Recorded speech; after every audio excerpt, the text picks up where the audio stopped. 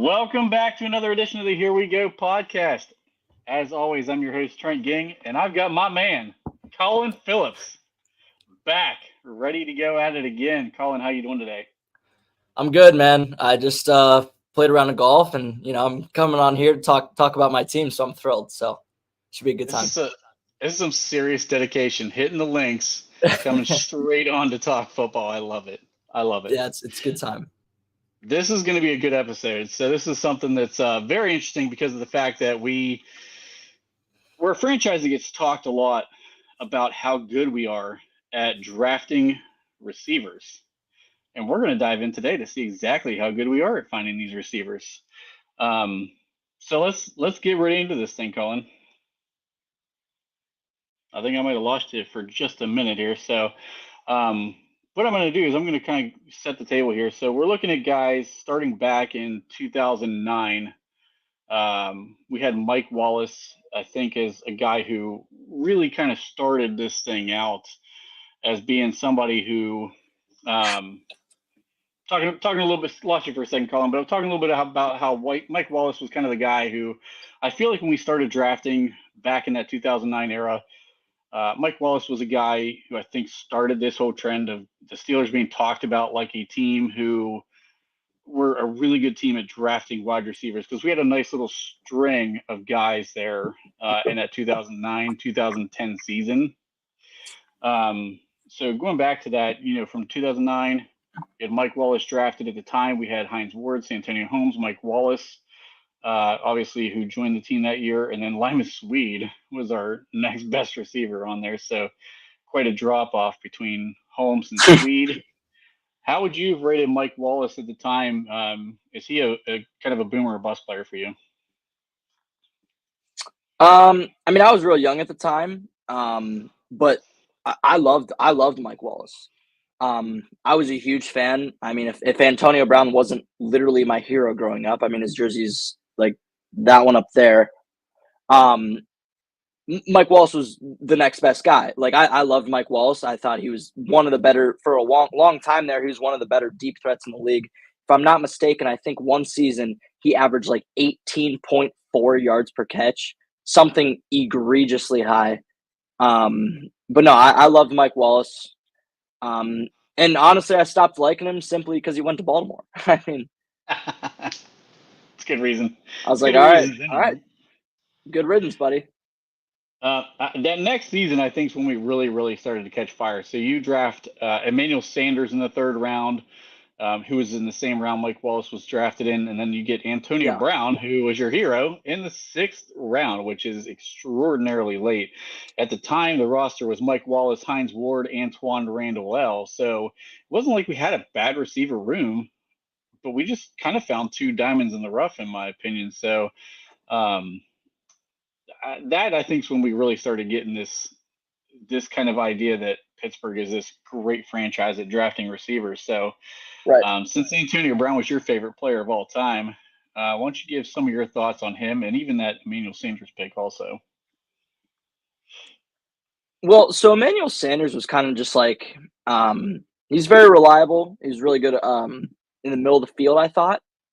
But I'm just going to go on a rant about Antonio Brown because, I mean, every chance I get, I will. So, number one, he's probably the greatest route runner of all time. Absolutely, in regards to creating separation, his route tree was massive. He could run any route in the book, and he could do it effectively. And, I mean, from the sixth round, I think he was like 192nd overall. For a player that good is outrageous. I think Antonio Brown from 2013 to 2018 has the greatest 6-year peak of any NFL player ever. Patrick Mahomes from 2018 to 2023. Doesn't matter. Antonio Brown's better.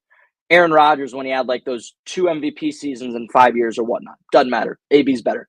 I think AB is the greatest I've ever watched in my lifetime. I think he's a top 5 all-time receiver, and I would argue he's a top 50 all-time pro football player. I would.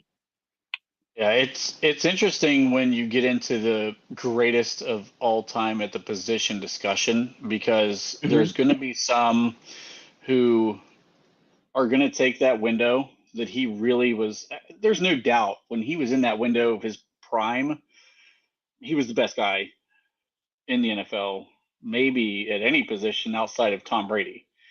He was And best player in the world. Doesn't matter. yeah, Best player in the world. he was fantastic. But Yeah.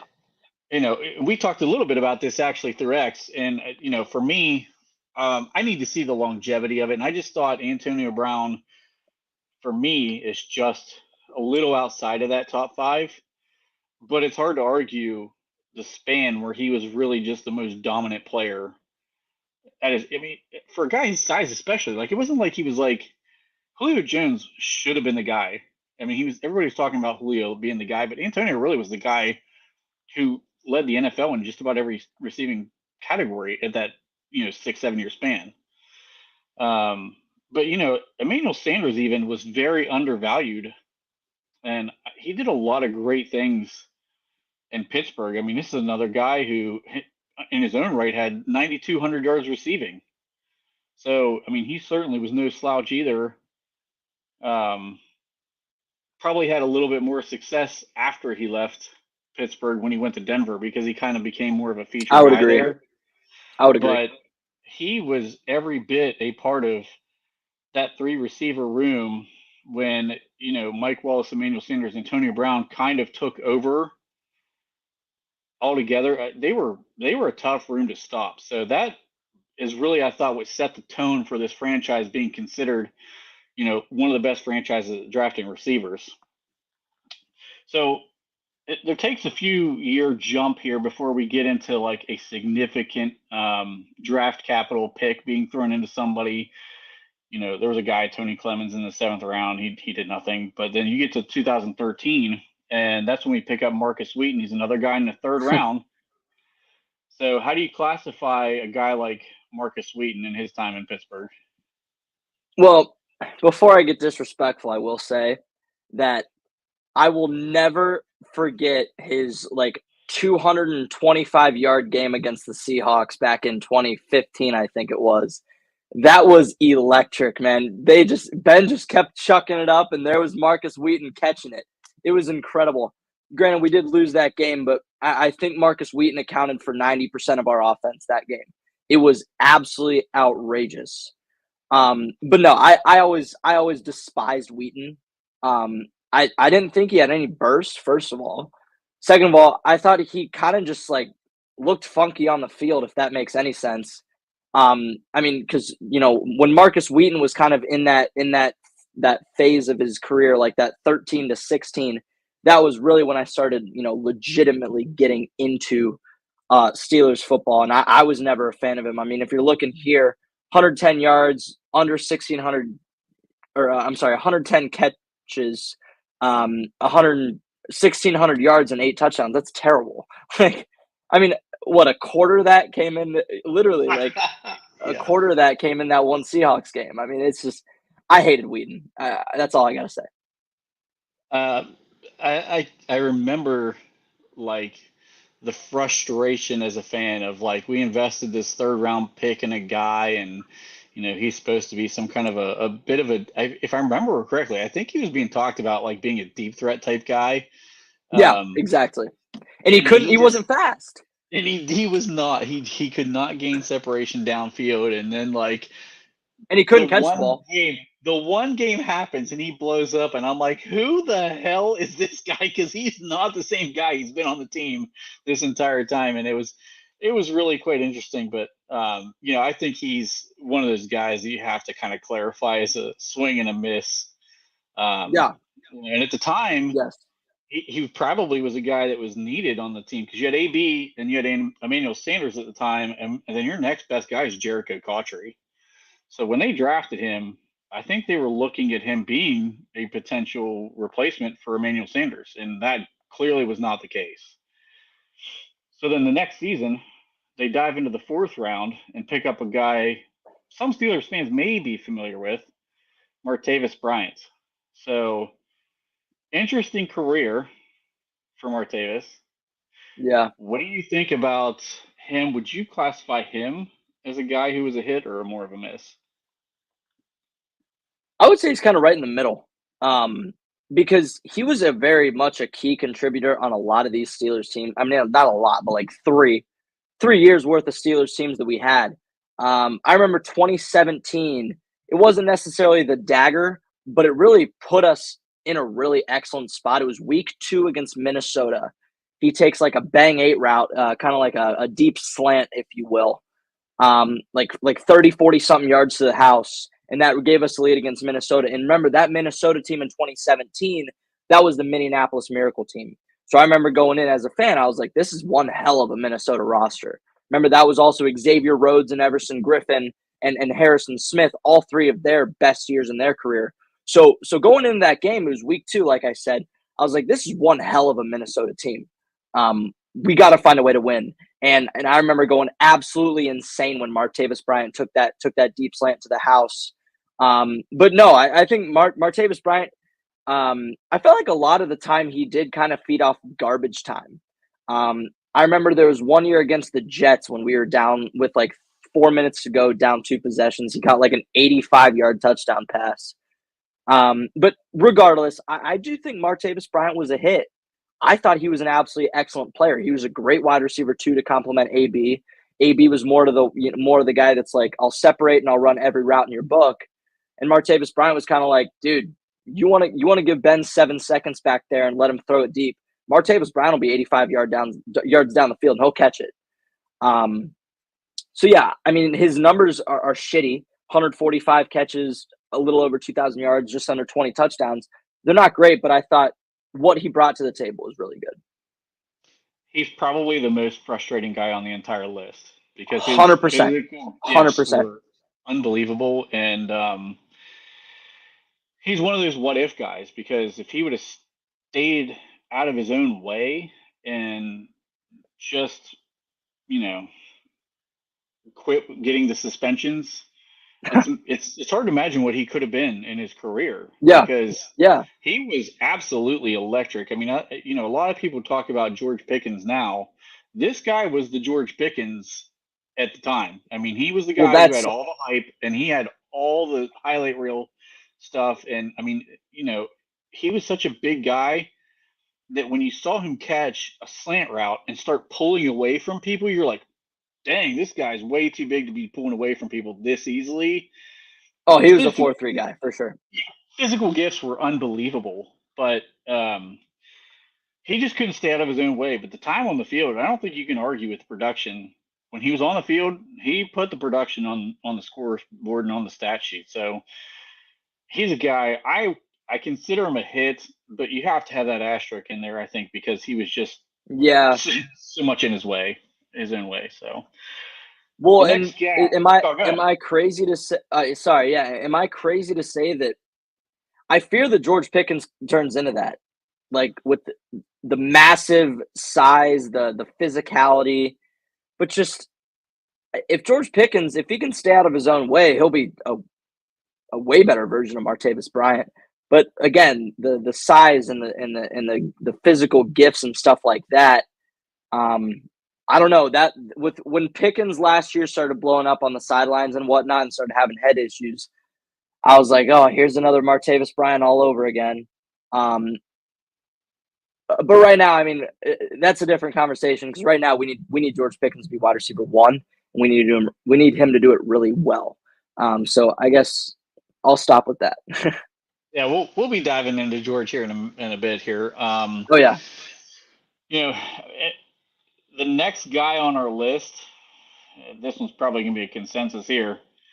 Good old Sammy Coates, 3rd round draft pick. At the time, the team had AB, Bryant, they had Wheaton, and then Darius Hayward-Bay was kind of that other guy. And this is kind of when Wheaton was like getting ready. Everybody knew he was going to be on his way out of town. They draft Coates. Oh yeah, he's gone. Coates might be the next guy to provide a 3rd receiver into this lineup.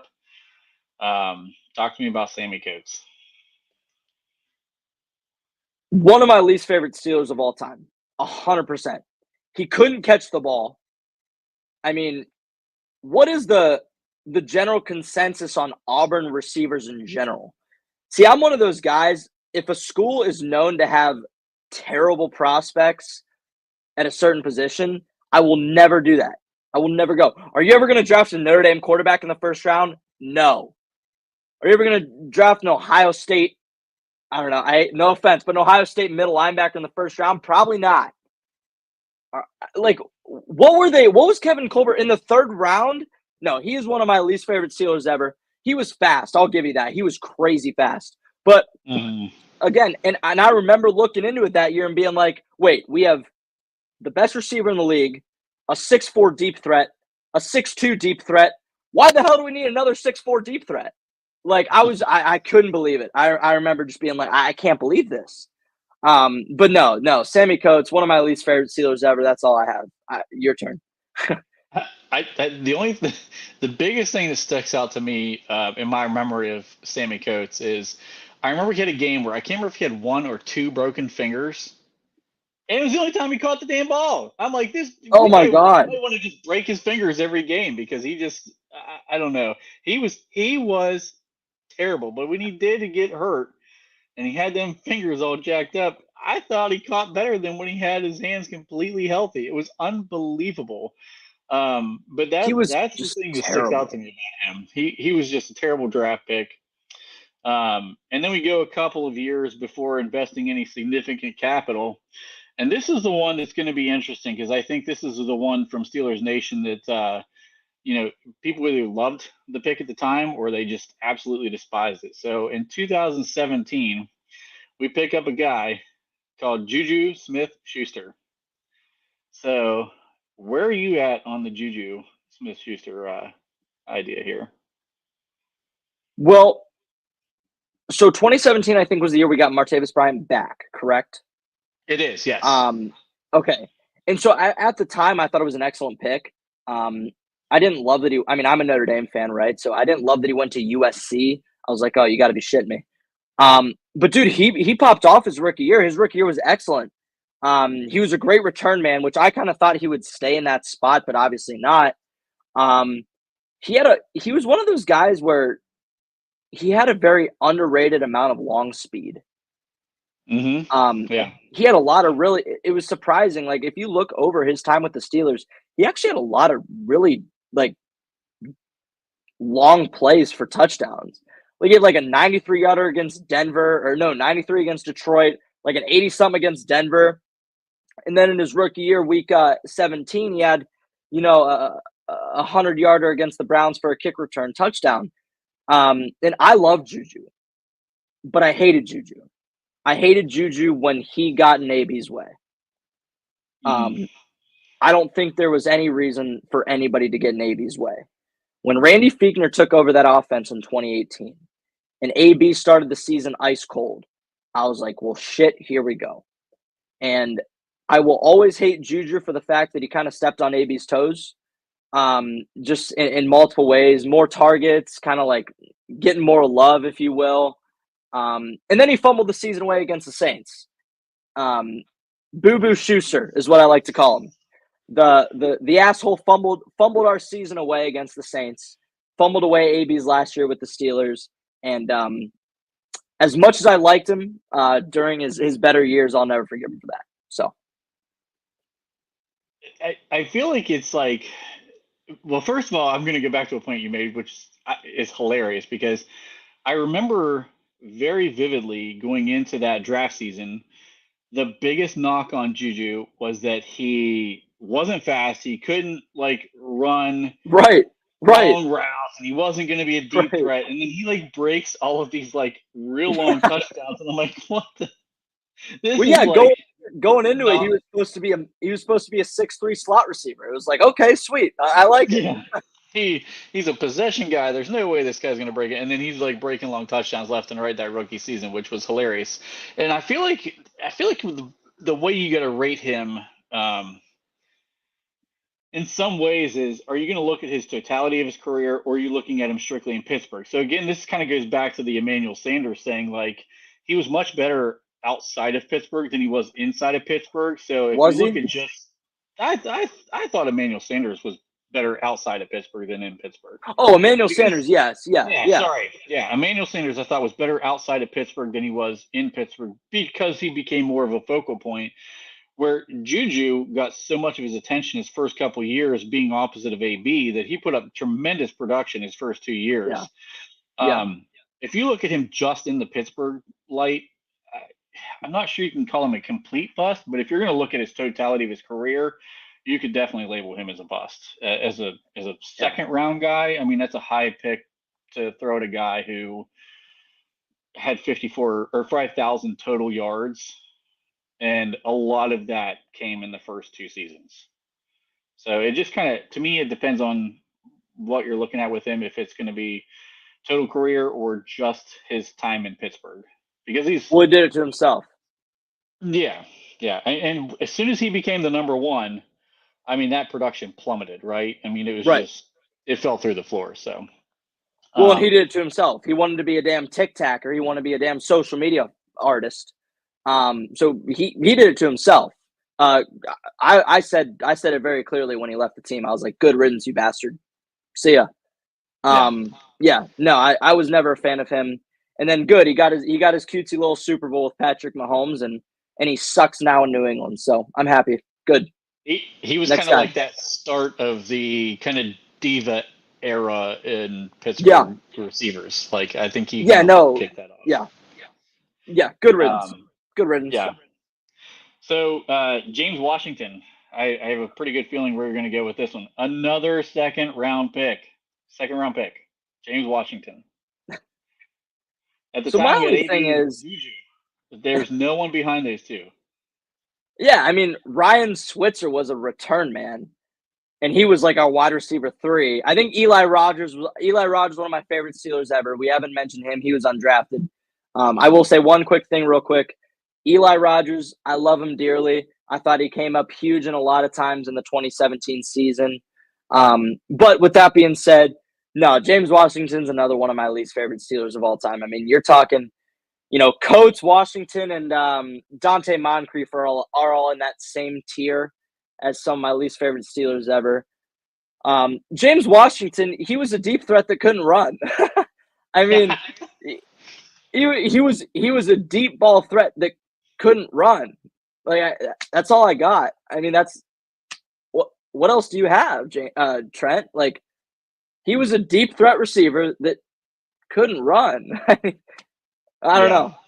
he was a clear bust, and Oh, so bad. it's apparent now, obviously. So That um, 2018 draft by Colbert was so bad. I mean, you went Edmonds, which end up fine, I guess. Edmonds, Washington, Rudolph, and I couldn't tell you who the other. Those 3 to start were egregious. yeah, So bad. we got a question from Jack Fox that I'm going to circle back to later. So Jack, if you're still watching, buddy, stay on here because I'll get to that question here once we get to the He's a next segment. Browns fan. Is that your buddy? Yeah. We'll definitely get to his question in a minute. So 2019, Deontay Johnson. So he's been a little bit of a controversial figure in Pittsburgh, also, depending on who you talk to. So what was your thoughts on Deontay Washington? Good Lord, Deontay Johnson. I will always love Deontay Johnson. He will always have a special place in my heart. Deontay Johnson is a top 5 route runner in the NFL. His route tree is just as big as AB's was. Obviously, AB was a little more effective. He's a top 5 receiver of all time. But Deontay Johnson was the next best thing. He really was. He's got that 5'10", 180 frame. Okay. AB was a little more compact. Deontay is a little more long and lengthy. But regardless, he was about as close as we can get, in my opinion, to AB. And I'm looking at this list here. Obviously, Roman Wilson, cross our fingers. But other than that, Deontay Johnson was as close as we can get to Antonio Brown. I've always loved Deontay Johnson. I'm from Northeast Ohio, so obviously I'm going to root for him because he went to Toledo. But yes, no, Deontay Johnson, he was not a bust. He was a boom. He was a hit, I guess, if you will. And he put together, 5 really, really good years with us, considering he had just absolutely egregious quarterback play. That 21 Deontay Johnson season was special, man, Trent. I mean, that was real special. He was Yeah. special. So, yeah.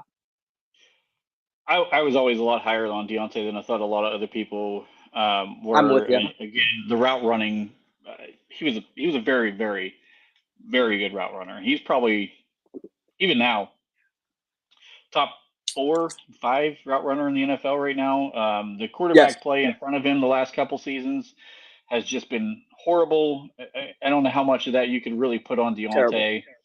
Um, I think if Carolina figures out their offensive line, if Bryce Young turns into a halfway decent quarterback, you're going to see another bounce back year from Deontay. So I'm Yeah. not salty he left. He had some issues. I hated the whole lack of effort on fumbles, but Yeah, outside of that, I'll give you that. some drops one year. Like it is what it is. Like I thought he was a good player. I liked him. Well, yeah, I Um, mean, he didn't want to block. He wasn't very physical, but mm, I like Deontay. I do. I like Deontay. I will always love Deontay, and I'll always root for him in Carolina. how about Chase Claypool? I think we're both going to agree Stop. on this one pretty quickly. Dude, I mean, he was such a good rookie, Trent. The guy was like 900 yards, 12 total touchdowns. He was the best 6'5" gadget player I've ever seen. Trent, you don't understand. He was a Notre Dame Irishman. Me and my grandpa were both like, let's go. Chase Claypool's a Steeler. Like, come on, man. And he put on an excellent rookie year. That game against the Eagles, I watched Antonio Brown's prime, and that game in 2020 against the Eagles, week 8, might have been the greatest receiver game I've ever seen in the history of this team. Okay? Trent, he was incredible. And then he died. Like, dude, we got into 2021 and he was a nobody. Yeah. He was the worst freaking, like, he was so bad. And I will never understand it. But he's another guy, man. He was a Notre Dame Irishman. I loved him at Notre Dame. Mapletron. I will always have a special place in my heart for Chase Claypool. But God, his fall off needs to be studied in a college class, Trent.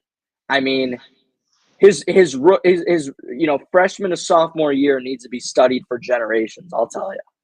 I mean, So let's go back through this list before we get down to the next couple of guys because we're going to talk about them a little more in different segments. So they're more I think current. I think we talked about Deontay being a hit. Where were you at on Juju? Miss. Miss. Okay. Yes, dude. Juju, come on. Sammy Coates miss. Martavis Bryant. I think we both said he's a hit. Yeah. Wheaton miss. AB Emmanuel Sanders, Mike Wallace. All three of those I think hits. Yes, absolutely.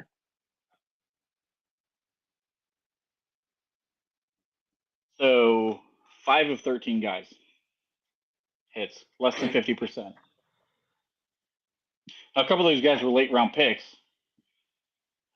So even at that, if 5 you of take 13. those out, I mean, five of 11 being Yeah. hits. Are we really a franchise that's that great at drafting wide receivers? I Well, mean, that's something that's interesting to me. What do you think about I mean, that? I'm trying to do the mental math right. I think 5 of 13, 36%. So that's just over a third of 37, 38% maybe. That's just over a third of that's bad. Yeah, that's bad. Yeah. Um, and I do think it's a misconception. But here's my thing, Trent, and it's kind of weird that like it's kind of funny you mentioned that. The whole misconception aspect. When we hit, we really freaking hit. Like when we hit, we're talking Pro Bowlers. But when we miss, we're talking bottom of the barrel UFL type guys. So I guess my thing is I kind of wish we could ever just find a medium. Like find him like a fourth round receiver that's mediocre. Right? Because I feel like either we're finding guys who are absolute studs or we're finding guys who are absolutely terrible football players. I wish some of these guys were just kind of in the middle. Yeah. I guess that's just kind of me yapping a little bit, but I just wish there was a perfect medium that we had. So I had another thing in here, a note for us, but I think I'm going to skip over that for a minute because I actually want to talk about what you just said.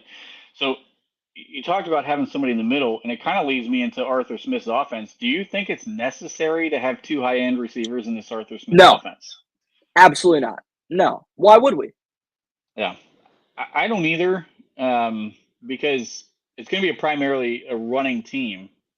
And the Right. question that I said I would get back to with Jack he poses a question of who do you guys want to see be the third option in the receiving game? And I can tell you who I think the third option is going to be. Roman Wilson. You think it's going to be Roman Wilson? Because I actually don't.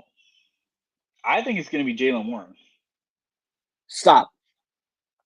I'm dead serious. I think by the time this year is over, now I'm not saying that's who I want to be the third option in the receiving game, but I think, I know that's his question is who do you want? I think that at the end of the season, Jaylen Warren is going to have a lot of receptions in this offense. Well, Foxy, if you're still watching, the running back behind me is the better receiver anyway. First of all, and second of all, our receiving options should be Pickens, Muth, and Roman Wilson. If Najee and Warren are 4 and 5, I'm thrilled. But I think Roman Wilson needs to get involved early and often. I mean, Trent, we talked about it. I mean, it's obviously we've talked about it off camera, but we've talked about it in general. I think Roman Wilson's going to be a lot better player than people think. I was really happy with him. I'm still really excited for Roman Wilson. He looks good in camp. He looks the part. He doesn't drop the damn ball. He catches everything his way, which is excellent. Highest separation percentage in college. I mean, we've already went over this, Trent. But no, it should. I don't want one of our running backs being the third or fourth option, or the third option, if you will, because shit, Najee's going to get probably around 300 carries. Jaylen Warren probably 250, 300 as well, right? Like, maybe I'm over exaggerating the numbers a little bit, but still, they're both going to get a ton of carries. Yeah, you might as well use your rookie. You might as well get your rookie receiver the third amount of targets. And that does bring me to one thing, Trent. I've been meaning to ask you this. The comment I replied to early on Twitter, the guy said something along the lines of, I'm going to actually take a look here. If you give me one moment, because I have it saved. I'll go through the guy said something while you're looking at that. Yeah, go for it. Flip says I'm correct. He said that's Smith's offense. That's what he does. And Jack replied back, Russ led the league in checkdowns last year to his running backs, I believe, which, Russ was the 14th graded quarterback via PFF. What are we talking about? Better than Watson? Yeah, he did have a ton of checkdowns. He did. He was very taking deep shots or kind of dumping it off. I mean, there wasn't a whole lot of in between with him, and that's why when I've seen Steeler fans, they're on this huge Ayuk bandwagon. First of all, I never thought Ayuk was happening anyway, but still, how in the world are you going to keep George and Ayuk both happy in this offense? Smith is not going to be looking to feed 2 number 1 receivers. It's just not happening. This isn't Sean McVay. This is not Sean McVay. This isn't Kyle Shanahan. We don't have that kind of offense that fits 2 dudes. We can get a really good tight end, a really good receiver, and call it a day with our running backs. I mean, you're lining up in 12 personnel the majority of the time. You're not feeding 2 number 1 receivers. 65% or something, 57, I think. It's insane. Yep. So I'm sorry. I wanted to give you a little time to find your comment there that you had, but I found that I got it crazy. So go ahead. So yes, I apologize for that. A little wait there. But it's a guy named Lenny, I guess. He goes, am I the only one that thinks Roman Wilson fits the mold of what the Steelers want in a wide receiver 1, and that Pickens is just a one-trick pony who lives and dies on go routes? Now, I'm going to piss a lot of people off with this, what I'm going to say. George Pickens has the smallest route tree out of any wide receiver 1 in football. You go through 32 wide receiver 1s down the list, Pickens has the smallest route tree. He's got a comeback, he's got a go route, he's got a deep post, he's got a slant, and that's about it. Maybe a dig, maybe, and that's being cute. So he's a very limited route tree, maybe a half a dozen routes he can run effectively. And I pretty much replied to him. I said, all right, I like this. So let's break it down. Well, Roman Wilson, he has got Deontay and AB size down to the millimeter. He's got a faster 40 than both Deontay and AB. The thing that people don't realize, AB was like a 4.56 40. He was not fast. And nor was Deontay. Deontay was in the 4.5s as well. I think it was 4.53 to 4.56 or 4.58 or something. Okay, so Roman has a significantly faster 40. He's got the highest separation percentage in the NCAA as of 2023. Granted, do we know how well he can do against legit press? I don't know. He did pretty well against our cornerback one. He did pretty well against PC Jr. a couple years back, so I'll take it. But I just named those 4 reasons why I agree with Lenny. And then my question was, so, how big is Roman Wilson's route tree? And like I said, how good is he against press? And I think that's more of a comment thing. I think Flip will love this question. I mean, I'm all for Roman Wilson being my wide receiver 1. I don't give a rat's ass who it is. I just want him to be good, right? Like, you're with me on this trend. We both agree. We don't do the whole name and identity thing. We just want him to be good. So if Roman Wilson has the same size as AB and Deontay, he's got significantly better 40, super high separation percentage in terms of route running. I mean, would it be so bad if George Pickens stayed at the wide receiver 2? I mean, I get what you're saying. I think you're putting the cart before the horse a little bit, so to speak. That's asking a lot from a rookie receiver. And if I'm being honest with you, I'm not totally against what you said with George Pickens things, because when I talked about George Pickens being the number 1 this year, when I think of a number 1, I think of 3rd down and 5. You need a first down. Who's your go-to guy? Right Not now, George Pickens. I would not say George Pickens that guy. Right now, in this current team, in this offense, I think you're looking at Pat Freiermuth. Because he is a guy who's going to find a way to sit in a zone and get open, or you're going to dump it off to Jaylen Warren and see if he can go squeeze his way through a couple guys to get a first down. That's what we've seen for the last couple of years. I've not seen George Pickens say, I can go beat a guy one-on-one on any routes. And that's where what you said is so true to me is you have to win every route, not just a handful of them to be a true number 1 in this league. If you think of the Jamar Chases, the Justin Jeffersons of the world, I mean, heck, even the guy all the Steelers fans want, Brandon Ayuk. If you need a first down in San Francisco, you're throwing the ball to Ayuk almost every time because he's going to win. And that's not what I've seen out of George. He's going to have to prove himself to me on that aspect to say that he's going to be a number 1. But the problem is he's a number 1 by default, not because he's proven. And that's where I think the biggest issue is. So he's the number 1 because we got nobody else better. Right. I mean, that's. Yeah, Corey comes in. He said they were working on a bunch of design screens today at camp. Moving guys out to lead block seemed to be the focus.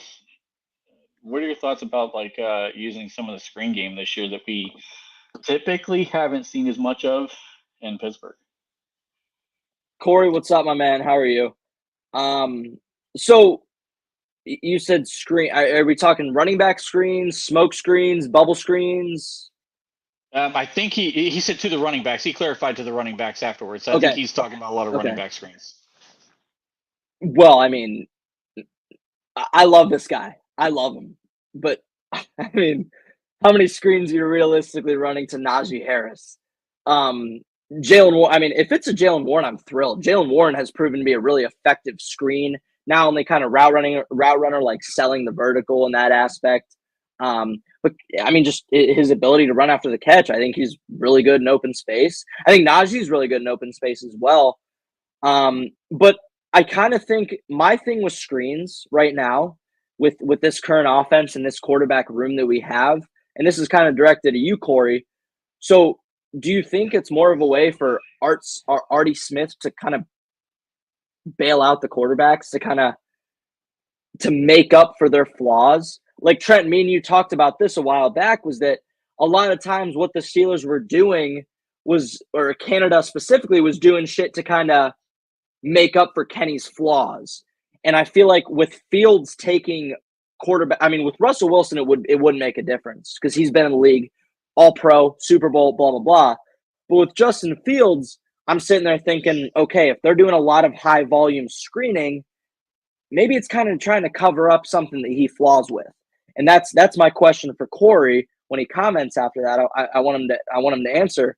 Do you think it's more or less about Artie Smith covering up Fields' flaws? Because we know there's a lot of them. I mean, Trent, I know it's a Buckeye, but we know there's a lot of them. I mean, I've acknowledged that he's got a ton of flaws too. Yeah, I get that. No, I know you have, but I'm just saying, like, I like to mess around with Ohio State fans because, whatever. Well, here's the thing that and I can't remember what episode I mentioned this on. It was one of the ones that I did solo. But the thing that's interesting to me is that we have drafted so many athletic linemen now here in the last few draft or last two drafts specifically. Roger Jones is an athletic lineman. You got Faltone, who's an athletic lineman. You've got um, Zach Frazier can move a little bit. He's not. I wouldn't consider him like ultra athletic, but he wasn't terrible on the RAS. He was a wrestler. He can move. He can move. He can move around. And even I think Mason McCormick is a guy who I saw a lot of film of him pulling. Yes. So like, if you look at the direction the team seems to have gone with the offensive line, I would like to see more screen game than what we've seen in years past, because the Steelers have been bottom third to bottom of the league in the screen game as far as like at least the number of attempts they've been running. So I'd like to see it incorporated, just because I do think, I mean, you get a 240-pound running back out in the open field. There's some DBs in this league who's going to make some business decisions. Let's be honest with ourselves. Ask Jair Alexander what it's like to take Najee on one-on-one in the open field. He lost about 6 weeks of his season. Jaylen Warren, I mean, he's a slippery guy who, if you get him going and give him a crease, I mean, we saw opportunities where he can break one. So I'm not opposed to this.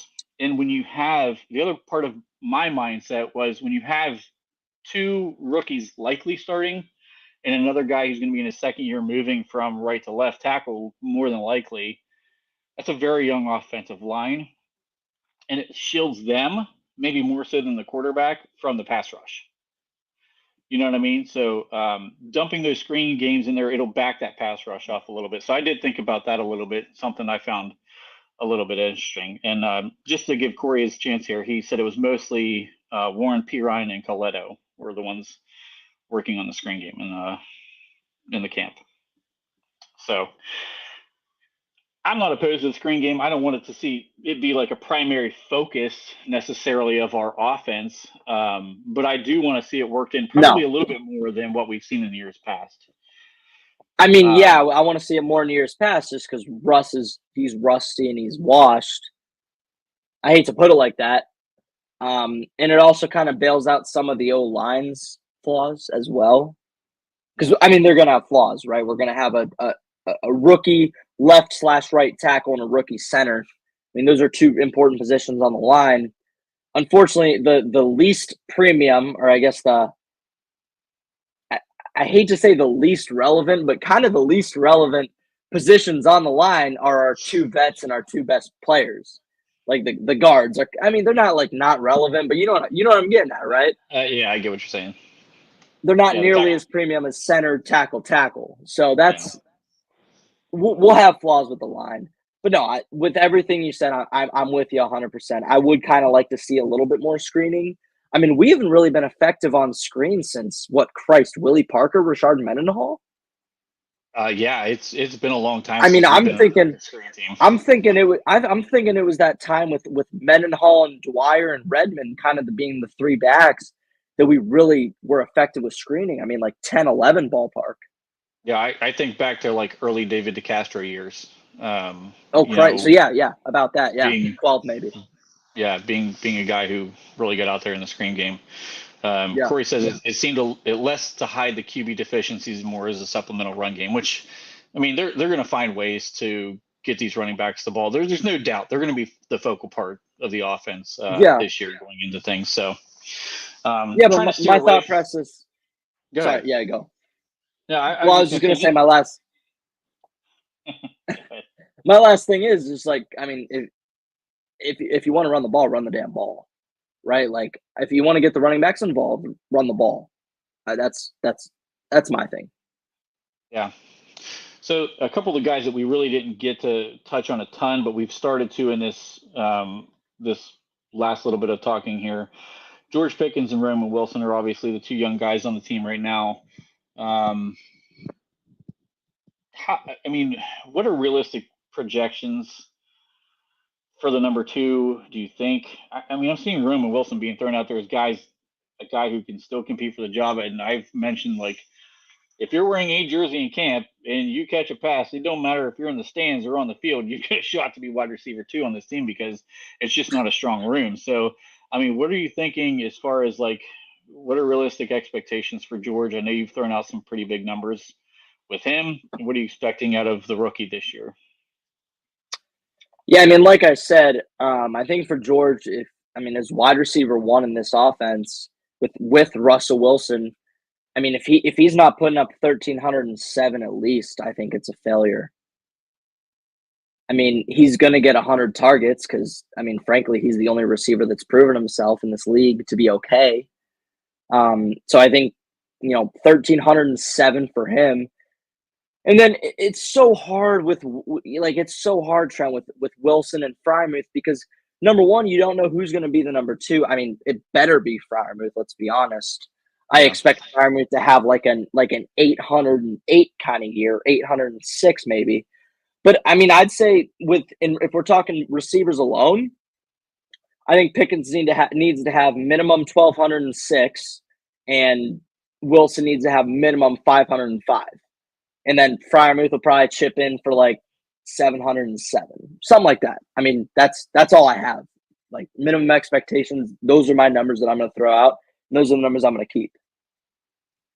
I'd say if George gets us 1,207, then you're starting to get to where you're proving he's a wide receiver 1 in this league, and I'd be completely fine with that. And then Same. honestly, That's why I said it. I like the number you threw out there for Roman Wilson. Also, I mean 505 for a rookie in a offense that's not going to feature the passing game. He's likely going to be the guy coming out of the slot. I don't think he's going to be the wide receiver 2 this year unless he really, really starts exploding into the season and showing that he's just flat better than anybody else who's going to be wide receiver 2. You know, if you get 500 receptions, or I'm sorry, 500 receiving yards out of that slot position, and you get 5 touchdowns out of that position, then I think this offense did a lot more scoring than maybe we're hoping for. So I would be thrilled with that personally. Trent, how much do you like Calvin Austin? I mean, I'm going to be honest with you, Trent. I don't see it like you're saying. I don't expect him to be wide receiver 2. Well, I don't expect Calvin Austin to be. I mean, Trent, I myself, I am 5'7", 186. So I'm bigger than Calvin Austin, dude. Like, I mean, like, I like him and he's cool and he's got crazy good speed. But Trent, my question for you is, what the hell do you expect out of Calvin Austin? If Listen, you man, don't want Roman Wilson to be the wide receiver 2, what the hell do you expect out of Calvin Austin? I'm not saying I don't want Roman Wilson to be the wide receiver 2. I just think that based on Tomlin's history and the way that he treats rookies, and I think he's going to lean. I mean, I chose Calvin Austin to be like the kind of like the sleeper guy who comes out and wins the wide receiver 2 job, but that was us taking more of the sneaky pick. The reality is Van Jefferson is going to be in line for that first crack at wide receiver 2. And so far in camp, I think, again, we're talking about football in shorts, so take that for what it is. But he seems to be Yeah. fitting that role right now with where we're at. And Calvin Austin, though, man, there's just something about the buzz and the talk, and the expression where there's smoke, there's fire.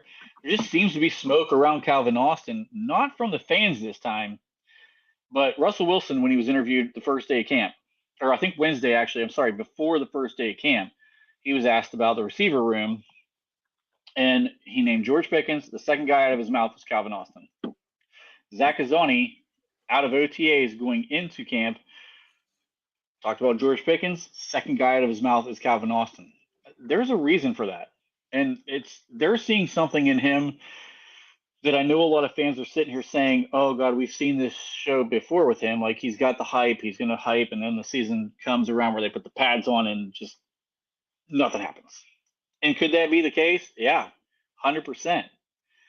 But I'm seeing smoke coming from the organization, not from the fans this time. And like, I don't know if maybe it's got me buying in a little bit, if I'm looking too far into this, but I just find it fascinating that this time it's not the fan base that's hyping Calvin Austin. It's actually the organization. So I don't know. I mean, could he be the guy who's a wide receiver 2 this year? Even if he is, I still don't think he's a secondary target. it's still going to be Pat Fryermuth. Yeah, So that's fair. it's going to be interesting to see, and when you have three receivers on the field, Fryermuth's still going to be your second target. And honestly, you could almost maybe anticipate an even split in targets between the wide receiver two and that slot receiver, because if Roman Wilson establishes himself, you may want him to be the favorite guy anyway, because he's going to be more sturdy. I mean, it's like a difference of 20 pounds between him and Calvin Austin. Austin's like tiny, but I don't know. It's going to be interesting to see how the thing plays out. I just find it fascinating by the fact that he is getting so much buzz by organization people, not by fan base, like what we had seen in the last two off seasons. So we'll see where that goes. Again, he was kind of our like sleeper picks. He wasn't like this dude's definitely wide receiver too in Pittsburgh. So since I kind of brought up camp here, so we got a couple days into camp. We've not seen Russell Wilson yet. What are your thoughts so far from what you've seen out of the first 2 days of official camp? So topic 3. Sorry, I'm looking at your itinerary. It's very well brought out. I mean, we've done a pretty damn good job, Trent. I mean, we're right at 50 minutes, man. Good work. Keeping pace. But no, I mean, no, we've done excellent. I mean, you've done an excellent job. I like to yap a little bit. But my thoughts on opening days of camp. Well, number one, first things first, Trent, we win, they all lose. Beanie Bishop's our slot corner. We win, they lose. That's excellent. No, so number one, I haven't seen a single thing about Logan Lee, which we kind of called. Number two, Ryan Watts playing minimal, but when he does play, it's like an outside linebacker set. Again, we called it. We pretty much know everything at this point, Trent. We might as well just be on the fucking sidelines, right? But with that being said, I think we've done a really good job. I mean, even Fox, Fox is one of my good buddies. He's a Browns fan. He knows ball. Like, I hate to say it, a Browns fan knowing ball, but he does. And he was saying, he's like, dude, Fields has really surprised me. Like, he's done really well. And I think that's really, really good to see from another perspective. Like, for me, I just like to put my black and gold shades on and say, yeah, Fields has done excellent in camp. But from seeing it from like a Browns perspective, it's like, excellent, right? But where we were wrong, Trent, why the hell is Fountain and Frazier not taking first team reps? I mean, at what point does this organization get serious, get legitimate, think like contenders, and say, right? Like, that's yeah. So I'm going to put it short and sweet for you, Trent, so you can talk. I'm done talking about camp because it's frustrated me. My guy Frazier hasn't done anything, and it's infuriating. So short and sweet, I'm going to say our linemen should be what our linemen are going to be day one, which is Fountain, Jones, Sayamalo, Herbig, and Frazier. And I'm really excited about Fields, dude. Like, it's excellent. Like, seeing another fan say that he's doing well, it's awesome. And my last thing, I was going to keep it short and sweet, but I will say, what about my boy Fryermuth, man? I mean, he's lighting up. He's lighting it up. He is. He's lighting it up. He is. I'm hearing nothing but excellent things from him, seeing nothing but excellent videos. But my hero right there, Minka Fitz, I mean, I haven't heard of him at all. So I guess hearing nothing is good. What do you think? I think they've had a good first couple days, and no news. No news is good news. I was going to say that. Sorry, no news is good news. Yeah, sometimes that can be the case. I think that the first day, from what I had seen in the reporting, Justin Fields had a little bit of an up and down day. A couple of big splash plays that went well. I know he had one where he bounced one across the middle to, I think it was George Pickens. He had a couple throws where he just chucked one up in the air for George, which, to be fair, if you're going to just chuck a ball and just hope it lands in the receiver's hands, there's no better guy to throw than one of the best jump ball receivers in the NFL. Yeah. I mean, yeah. So, I think some of the surprise names that have come up so far that I've seen, I wasn't expecting to see Peyton Wilson's name this early. That he's had a couple plays where he's flashed on video, That's your and guy. That's your guy. yeah, and then honestly, your boy Elliott, Deshaun Elliott had high praise for him. He said that this is not the Yeah. typical maturity of a rookie. He hates making mistakes. He lives to just try to be there and not make mistakes and be in the game at all times. Um, Frazier, I've seen he's had a couple snaps. He's got to It's clean that it's up it's it's before. week one. It's week Yeah, one. no, We're good. We're good. I'm not knocking him by any means. I think that's probably what's holding him back from being the the starter right now. He's got to clean that stuff up because Tomlin's not going to watch that like he watched last Mental, year I'm with. thinking. That's probably nerves. You're a rookie. You're trying to learn a Yeah, lot. The it's center mental. position is very, cerebral. So he's probably trying to learn a lot right now. Um, Tanu versus Moore.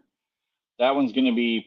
It looks like that I mean, that camp battle might be lasting longer than we think it's going to last. I'm thinking with this one, it's another thing with Fountain. Like, same thing I've said about Fitzy. I mean, I'm thinking it's like a no news is good news kind of thing with Fountain. I mean, Yeah. maybe. I mean, but yeah, with Frazier, it's definitely all mental shit. I don't worry about Frazier whatsoever. I think if any lineman was a start on day zero, it's going to be Frazier over Dan Moore because Dan Moore does. We do have to give Dan Moore the benefit of the doubt. He's somehow maintained 3 years of starting. Don't ask me, but somehow he has.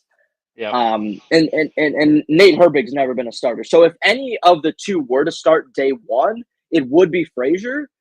But Mm-hmm. at what point, Trent? At what point can we get serious, get legitimate, get active, and say, okay, let's start them both day zero. Let's get them both worked in. Let's get Foutanu going against Cam Hayward and Watt and Smitty, and have Frazier and Keanu Benton going one on one all day long. I mean, that'd be my ideal circumstance. I saw Alex Kozora putting up that T.J. Watt had a big day today, and I didn't see who primarily that was against. I'd like to know if anybody in here right now knows if that was Fautanu or maybe if that was against Jones. Might have been I'd be Broderick, real yeah. It'd be real interesting to see who that was against because it sounded like TJ had a pretty stellar day today. Corey chimed in again. He said Frazier's getting first team reps. By the way, he's not starting, but when they rotate through, he and Faltani are getting reps with the ones. So it does sound like Thanks, they're at least Corey. getting rotated in with the ones. I'm be interested to see if Corey's at camp right now, or if he's getting some of this That's what information online.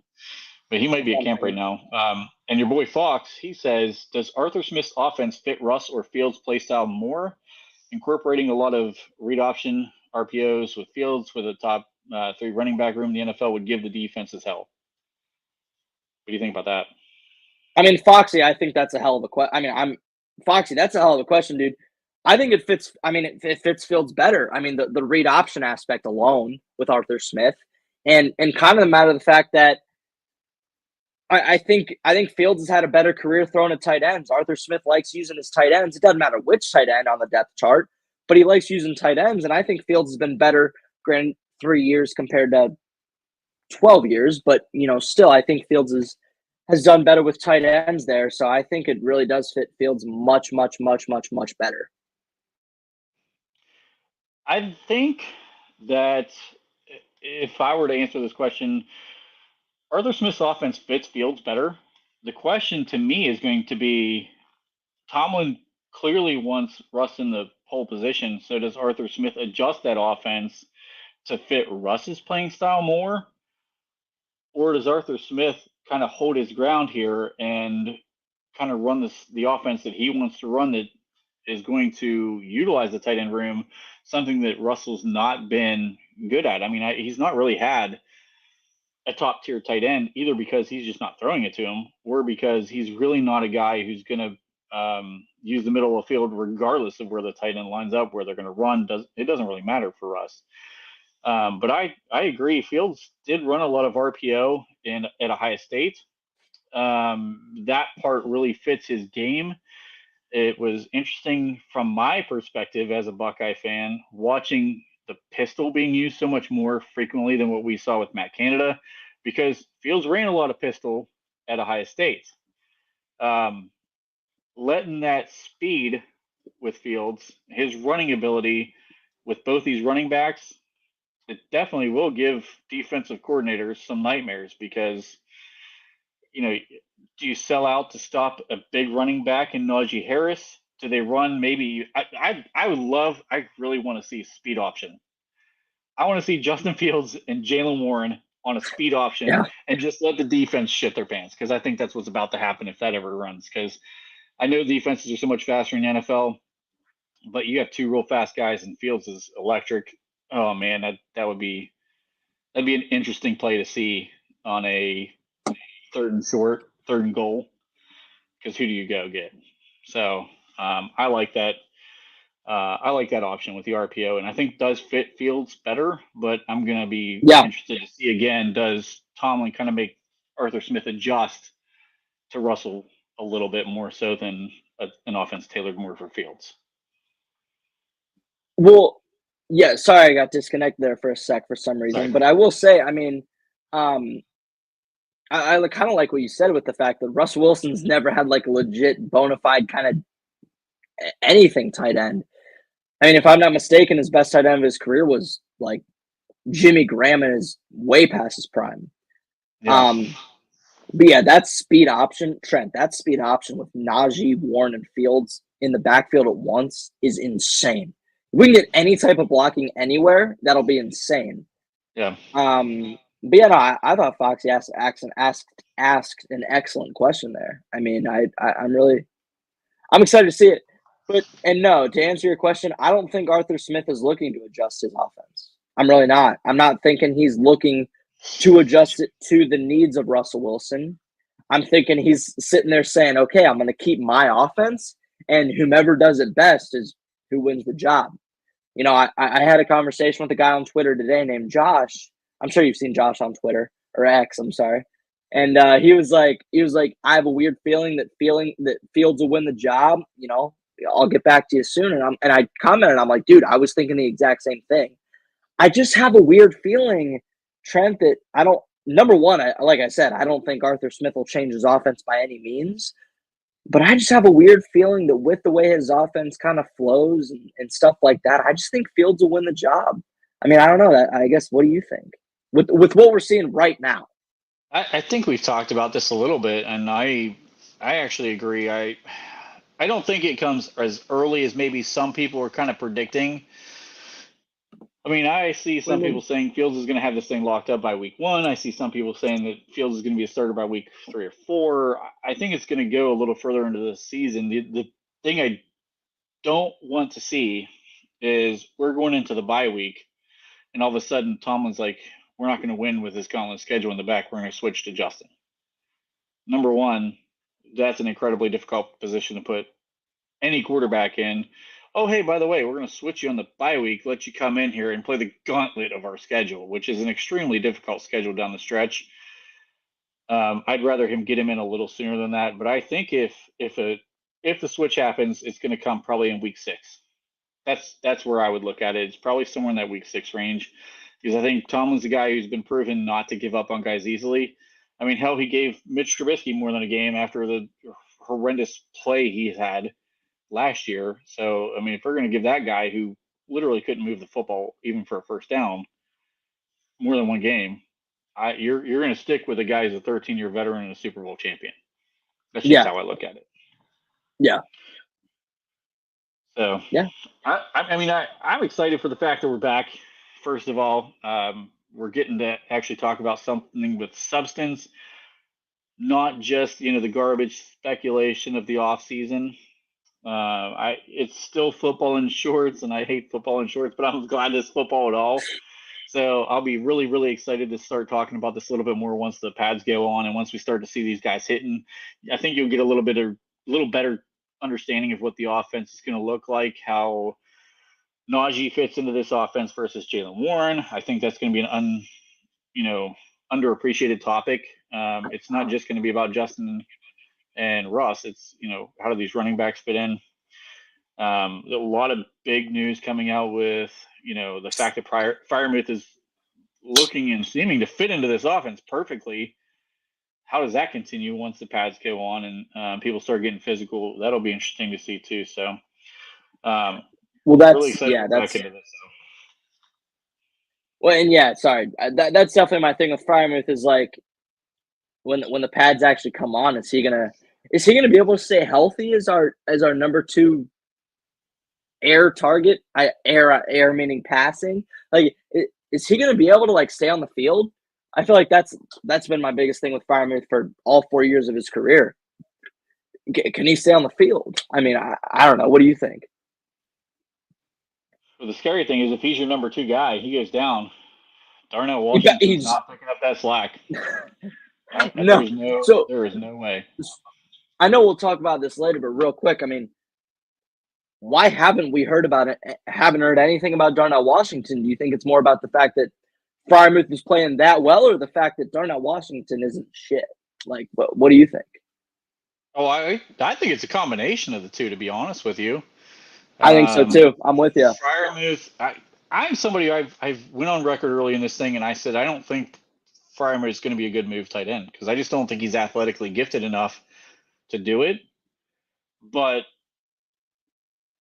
so far, it seems as though he's doing it. And if he can do it against this defense, who I think is going to be extremely underrated this year for outside of Pittsburgh people, then he's going to have me buying in pretty quickly. But Darnell, I mean, the dude just can't run routes.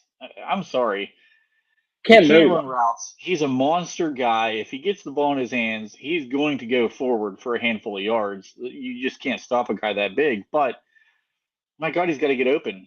Like, he's got to be able to at least put some touchdowns on the board, use that height and that frame to, win some jump balls in the end zone. You got to see more out of him as a receiver. I'm just not sure we're going to. So if Pat goes down, which let's be honest, he's not stayed healthy for a full 17 games the last couple of seasons. Is he gonna be able to do it this season? If he doesn't, you're looking at changing the target share quite drastically on this offense. It's very nerve-wracking for sure. Yeah. So, well, that's all the topics I had to talk about today. Anything you want to put in for some final words?